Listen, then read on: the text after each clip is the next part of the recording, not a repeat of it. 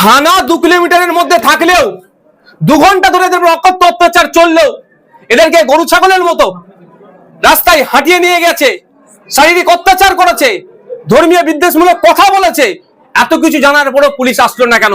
এই প্রশ্ন থেকে যাচ্ছে। এটা পুলিশের গাফলতি, পুলিশ মন্ত্রীকে দায়ী নিতে হবে। শুভেন্দু অধিকারী আজকে একটা ফেসবুক পোস্ট করেছে, সেখানে লিখেছেন যে দুর্গাপুরের ঘটনায় পুলিশ তৎপর হয়েছে, 2 জনকে গ্রেফতার করেছে, কিন্তু কলকাতায় তাদেরই এক কর্মীকে নৃশংসভাবে মারধর করা হয়েছে, সেখানে পুলিশের কেন অ্যাক্টিভিটি দেখা গেল না?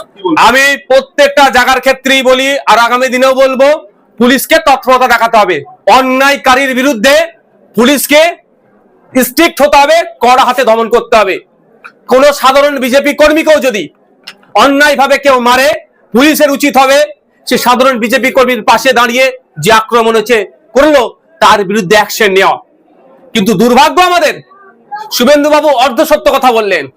তার দলের যুব নেতা এখনো পুলিশ গ্রেফতার করেনি কেন? সে দাবিটা তো তুললেন না। তিনি লিডার অফ অপোজিশন।